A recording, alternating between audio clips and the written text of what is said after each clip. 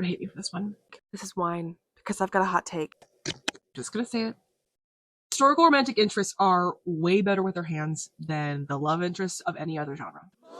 Right? I said it.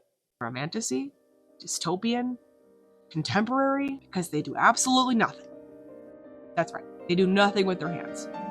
Except for maybe a small hand flex. That's right. We're talking about the hand flex today. A love interest sees the one they're pining for. Their hand tightens at their side. It opens, it closes, it opens. They say nothing. They do nothing. And yet it devastates us every single time. It's everywhere. And I'm going to tell you why it works. Here's the science behind what's actually happening.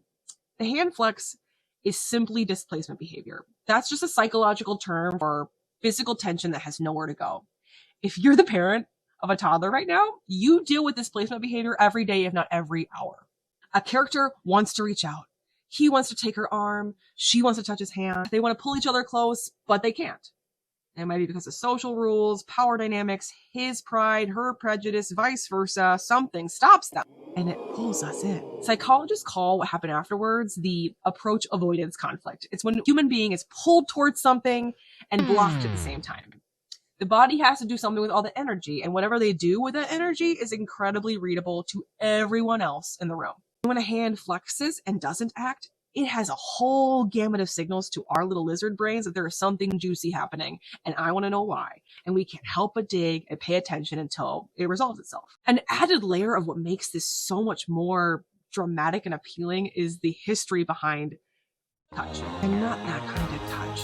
Touch in not the 21st century is way more loaded because men and women never touched casually at all. In fact, women didn't even appear in public with bare hands. So an unchaperoned hand on something as simple as a wrist was a scandal. To a woman's bare hand, it practically guaranteed an engagement. It's that single involuntary movement, that restrained desire made visible, that makes this trope so addictive. It's the anticipation of romance that keeps us reading and turning pages and addicted to the story. In a world full of forceful, alpha, aggressive people, when someone shows restraint, they show respect. And it turns out that respect is actually, shocker, really attractive. Writers love this cue because it does three things at once. One, it shows character. Two, it builds tension, but it also builds tension without costing much on the page because it's really just one sentence. Basically, you told the reader a whole gamut of subtext with just a couple of words. And that just shows you how powerful a trope could be. What did that communicate to you? The internet's for sure to talk about my nails. I know, it's 2 sets. I'm a busy mom. Okay, happy reading. Bye.